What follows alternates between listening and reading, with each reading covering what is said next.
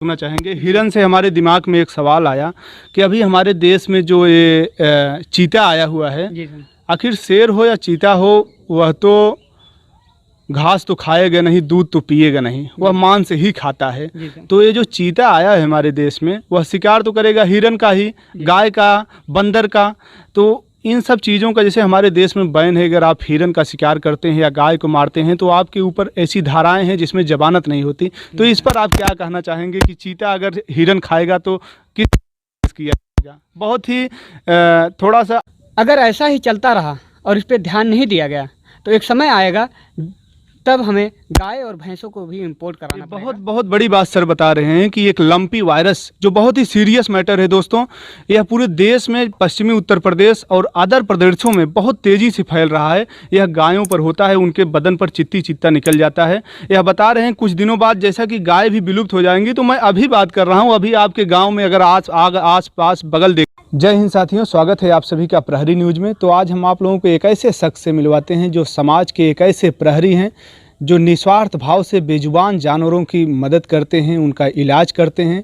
इनकी जनपद जौनपुर में एक जौनपुर रेस्क्यू टीम नाम से इनका यूट्यूब चैनल है जो आज जनपद में किसी पहचान के मोहताज नहीं है। तो आइए आप लोगों को मिलवाते हैं उनको। तो सर बहुत बहुत स्वागत है आपका हमारे यूट्यूब चैनल प्रहरी न्यूज़ में। धन्यवाद सर। सर जैसा कि आपका वीडियो मैंने कई देखा जो है यूट्यूब चैनलों पर, तो यह कैसे आपके दिमाग में यह भाव कैसे आया कि बेजुबान जानवरों की मदद की जाए, उनका इलाज किया जाए? सबसे पहले आपके दिमाग में यह कब आया सवाल? कैसे कोई घटना घटित हुई थी?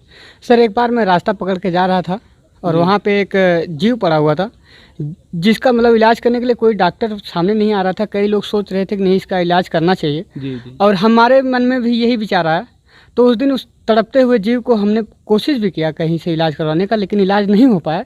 तो अंततः हमने उसका इलाज किया, थोड़ा बहुत फर्स्ट एड किया, एक डॉक्टर की मदद लिया और वहाँ पे हमने इलाज किया।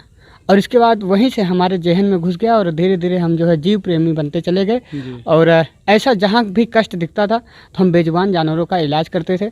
और उस समय हमें सोशल मीडिया के बारे में कुछ नहीं पता था, बहुत पहले से हम करते चले आ रहे हैं। तो अभी थोड़े दिनों से जो है सोशल मीडिया पे भी आने लगा है, जिससे कि हमारी और चर्चा बढ़ती चली जा रही है, जिससे वीडियो को देख के उसके माध्यम से लोग हमें कॉल करके हमें बुलाते हैं। और कहीं भी बेजुबान कोई तड़प रहा होता है तो हमें कॉल करते हैं और हमारी टीम पहुंच करके उसका अच्छे से इलाज करती है। तो जैसा कि साथियों अभी आप लोग संदीप जी बता रहे थे, इन्हें बहुत ही बेहतरीन काम कर रहे हैं। ऐसे युग में जब लोग अपना घर परिवार, अपने पशुओं को नहीं देख पाते हैं, ऐसे युग में ये बेजुबान जानवरों की मदद करते हैं। यह बहुत ही अच्छी बात है और प्रेरणा की बात है, इससे लोगों की सीख लेनी चाहिए। तो आपको कहाँ से कॉल आते हैं, लोग कितना कॉपरेट करते हैं, कहाँ से कुछ फंडिंग होती है, मदद होता है, कैसे आप लोग अपने आप को एडजस्ट करते हैं? सर हमारी टीम में हम कई लोग हैं, लगभग 9 लोग हैं। तो सभी लोग थोड़ा बहुत खर्च जो मिलता है घर से वही जेब से काट के हम बेजुबानों का इलाज करते हैं। देख रहे हैं ऐसे युग में जब मतलब लोग अपना पहले ही अपना जेब खर्च काट करके ये बेजुबानों की मदद करते हैं, आप लोगों को सीख लेनी चाहिए साथियों। तो सर जी सर, तो हमें जो है यही स्टार्ट इसलिए करना पड़ा क्योंकि ये बेजुबान होते हैं, ये किसी से अपना दुख दर्द बांट नहीं सकते हैं, शेयर नहीं कर सकते हैं। इसके लिए हमने ये टीम को चलाया है जिससे बेजुबानों का इलाज हो सके अच्छे से और उनको ये जो कष्ट होता है उससे बचाया जा सके। और दिन ब दिन जो बेजुबान मर रहे हैं उनकी संख्या कम हो, उनको ज़्यादा से ज़्यादा बचाया जा सके और हम पर्यावरण को, जिससे पर्यावरण बचा रहे हैं। तो अभी जैसा कि सर बता रहे हैं कि दिन ब दिन मतलब बेजुबान मर रहे हैं या समाप्त हो रहे हैं। तो इससे हमारे जहन में एक सवाल आया कि कुछ प्रजातियां हमारे देश में जो जानवरों की प्रजातियां होती थी, चाहे वो जंगली हों चाहे पालतू हों, आज वह विलुप्त होती जा रही हैं। तो उनके ऊपर आपके क्या विचार हैं? पर्यावरण कैसे सुरक्षित रखा जा सके जिससे यह प्रजातियां जो विलुप्त हो रही हैं उनको संरक्षित किया जा सके, सुरक्षित किया जा सके? सर इसके लिए हमें उन बेजुबानों को जो बंदी कुछ लोग बना लेते हैं, बंदी ना बनाएं। और कहीं कहीं बेजुबानों को जो है प्रताड़ित किया जाता है, मार दिया जाता है, उसे मारा ना जाए। जैसे सांप होते हैं, ये हमारे पर्यावरण के बहुत बड़े संरक्षक होते हैं और इनको भी नहीं मारना चाहिए।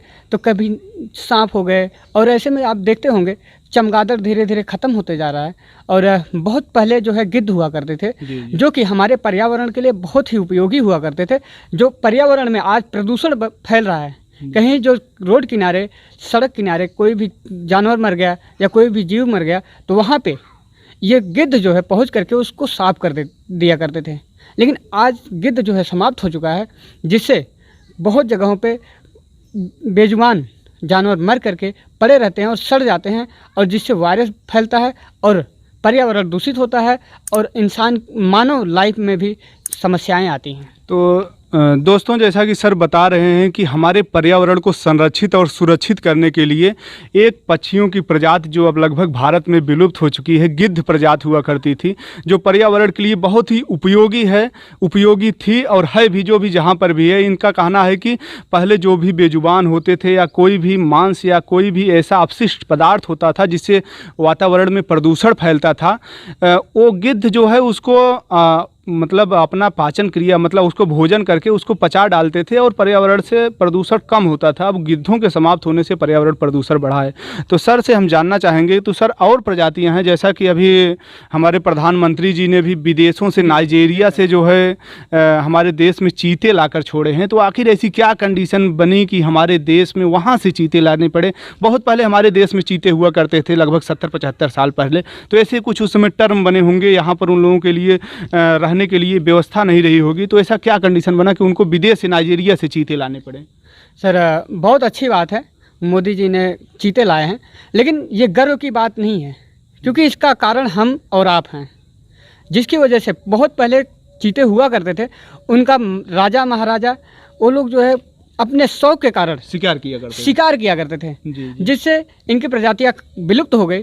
अभी जो है हमें विदेशों से मंगाना पड़ रहा है, और ऐसा जिस प्रकार से इस समय लंपी चल रहा है, अगर ऐसा ही चलता रहा और इस पर ध्यान नहीं दिया गया तो एक समय आएगा तब हमें गाय और भैंसों को भी इंपोर्ट कराना पड़ेगा। बहुत बड़ी बात सर बता रहे हैं कि एक लंपी वायरस जो बहुत ही सीरियस मैटर है दोस्तों, यह पूरे देश में, पश्चिमी उत्तर प्रदेश और अदर प्रदेशों में बहुत तेज़ी से फैल रहा है। यह गायों पर होता है, उनके बदन पर चित्ता निकल जाता है।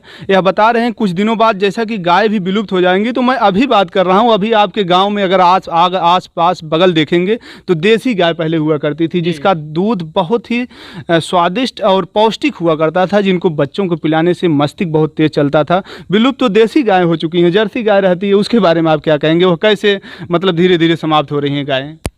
सर, लोग जो है दूध के पीछे भाग रहे हैं और गायों का महत्व गायों जैसा नहीं देते हैं, उनका संकरण करा रहे हैं, जिससे कि ये देसी गायों का विलुप्त होना संभव है। कि देसी गायों को संकरण करा के जर्सी गायों में टीम चला करके इसके माध्यम से आप बहुत दिन से यह काम कर रहे हैं, कुछ दिनों से आप नेटवर्क के माध्यम से आए, जिसके माध्यम से मैं आपके पास भी पहुंचा।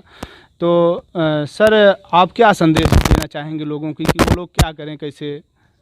सर, नेटवर्क पे आने का कारण यही बना कि पहले मैं सिंगल 1-2 लोगों के साथ कार्य करता था। धीरे धीरे हमारी टीम बढ़ती चली गई। जब हमें लगा कुछ दूर तक हम कवर कर सकते हैं तो हमने इसको नेटवर्क पर लाया, और धीरे धीरे कोशिश है कि और बेहतर करने की कोशिश है। और सर, हमारा यही अपील है कि कहीं भी कोई भी बेजुबान अगर तड़प रहा हो तो हमें कॉल अवश्य करें, और किसी भी बेजुबान को मारे नहीं। धीरे धीरे जो हिरन थे, पहले हिरन हुआ करते थे, बारहसिंगा हुआ करते थे, गिद्ध हुआ करते थे, मोर हुआ करते थे हमारे पर्यावरण में। आपको रोकना चाहेंगे, हिरन से हमारे दिमाग में एक सवाल आया कि अभी हमारे देश में जो ये चीता आया हुआ है, आखिर शेर हो या चीता हो, वह तो घास तो खाएगा नहीं, दूध तो पिएगा नहीं, वह मांस से ही खाता है। तो ये जो चीता आया है हमारे देश में, वह शिकार तो करेगा हिरन का ही, गाय का, बंदर का। तो इन सब चीज़ों का जैसे हमारे देश में बैन है, अगर आप हिरन का शिकार करते हैं या गाय को मारते हैं तो आपके ऊपर ऐसी धाराएं हैं जिसमें जमानत नहीं होती। तो इस पर आप क्या कहना चाहेंगे कि चीता अगर हिरन खाएगा तो किस किया जाएगा? बहुत ही थोड़ा सा अटपटा सवाल है, मैं आपसे स्पष्ट जवाब जानना चाहता हूँ। बहुत ही उम्दा सवाल आपने किया है सर, लेकिन इसका यही है रिसाइकल। आज के समय में आप कर रहे हैं, पहले वन हुआ करते थे, जंगल हुआ करते थे, बहुत सारे तादाद में ये हिरन हुआ करते थे, शेर हुआ करते थे, हाथियाँ हुआ करते थे और गाय हुआ करते थे, जो कि रिसाइकल बना रहता था। लेकिन आज जो है हम जंगलों को उजाड़ते चले जा रहे हैं। उसका कारण हम हैं और आप हैं।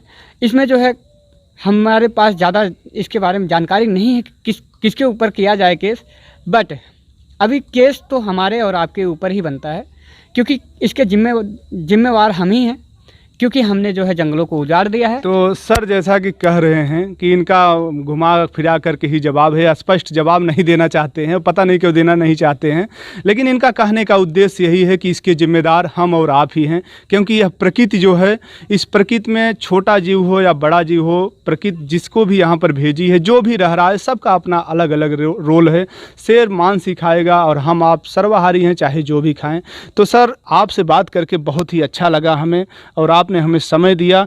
तो दोस्तों हम आप लोगों से, जो भी हमारे दर्शक देख रहे हैं इस चैनल के माध्यम से, आपसे यही कहना चाहेंगे, इनका यूट्यूब चैनल है जौनपुर रेस्क्यू टीम, डिस्क्रिप्शन में मैं उसका लिंक भी दे दूंगा, आप लोग जाकर वीडियो देखिएगा और हो सके जितना सपोर्ट करिएगा। आपका समय देने के लिए सर बहुत बहुत शुक्रिया।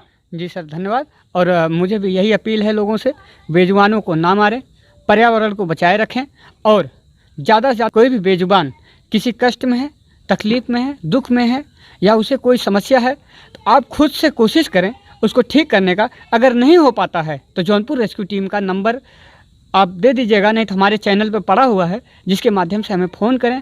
हम वहाँ पर पहुँचने की हर संभव प्रयास करेंगे और उन्हें बचाने की हर संभव प्रयास करेंगे।